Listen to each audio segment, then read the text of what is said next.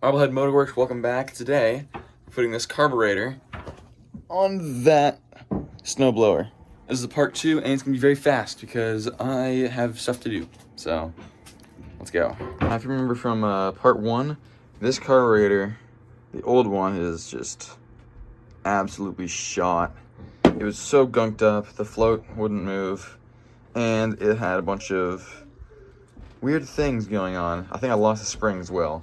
So I decided to go $20 on Amazon and get me this reman carb.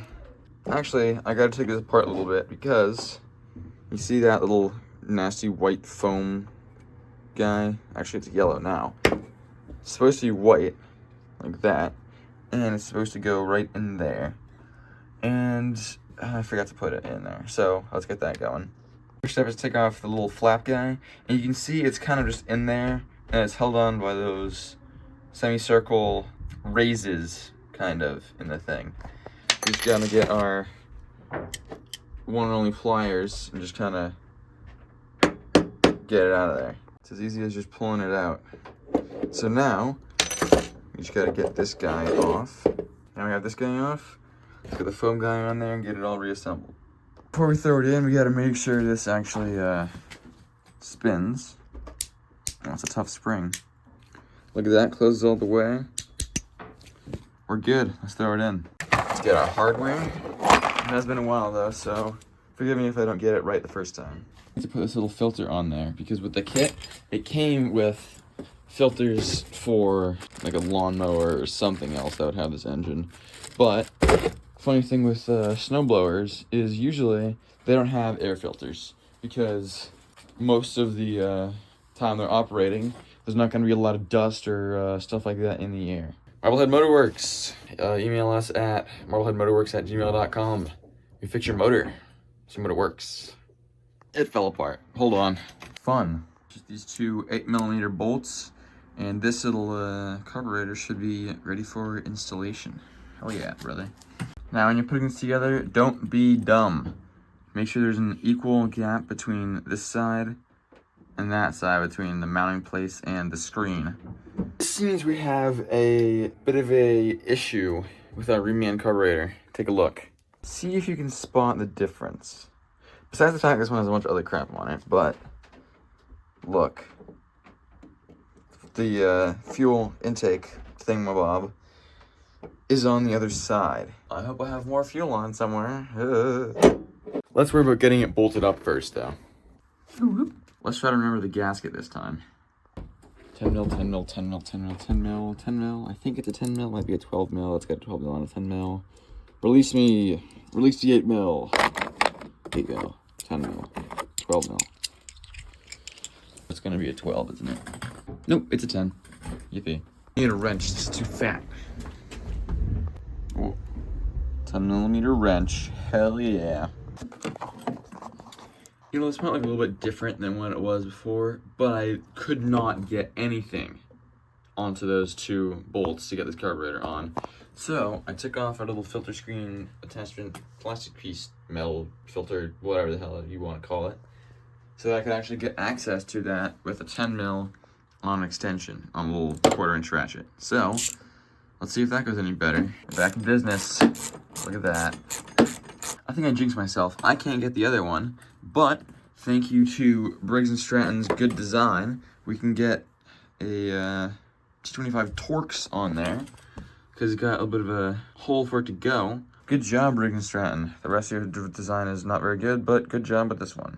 If you ever want to sponsor me, I revoke that previous statement. Oh yeah. Oh yeah.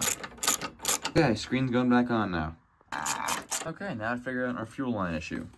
So as you can tell, this is not quite long enough. So I'm gonna try and find some more of that. Yes, more fuel line and a filter. Yes! I got a clamp on there. Now let's just plug this into the existing line and see how much of this we'll have to cut. That's what I didn't do. Put this goddamn governor arm on there. And it's also it's tough metal, so I can't bend it. And if you look right there, it's a hook, which means you have to take the carburetor off and go like whoop, and slip the hook in there and then go whoop, and then it goes back on. Son of a Grinch.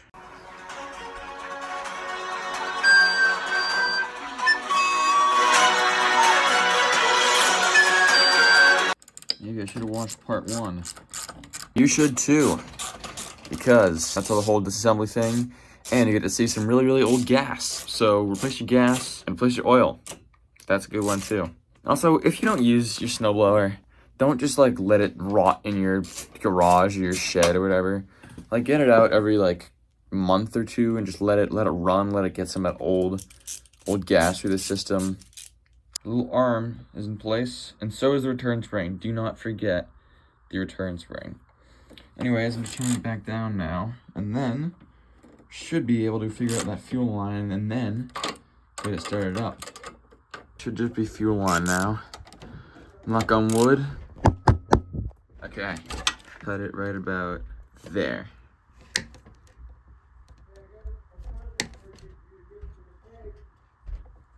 Ta-da! I almost forgot the hose clamp. Okay, it's all hooked up, and it looks like we've already got some fuel in the line. Now this carburetor doesn't have the same little primer as the old one does. I'll show you. Button used to squeeze this in order to try and pump fuel through that little line to this guy here. Now our new carburetor doesn't have that, so I'm just gonna kind of leave it on there and hope it works. It'll be fine. If I ever sell this, I'll include some starting fluid. There we go. Great used car salesman. Marblehead used car. Nah, I think I'm missing something. There's a little red little guy that went on the top of there. Ta-da! Look at that. Damn it. Now this isn't fully together, but it is enough to get it, you know, started. So, very cold start. Let's see what she does. You do have to plug in the ignition now. So, that's plugged in. On. Choke. Very much on. Let's see.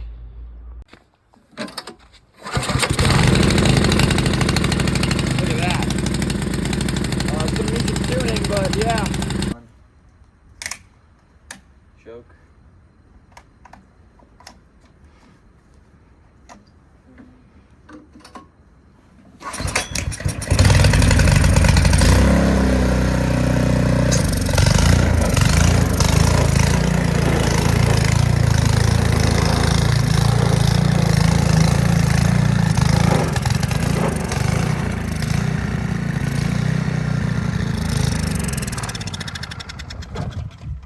So, marbleheadmotorworks@gmail.com. If you want to buy this beautiful machine and you know the whole backstory on it, because, you know, I've made this video and part 1. Watch that too. I think this is where I'll call it. So, let me know if you want this. I also have a mini bike, 2 mini bikes that I'll make videos on soon, and a chainsaw. So, let me know if you need that, and see you later. Fix your motor. So your motor works.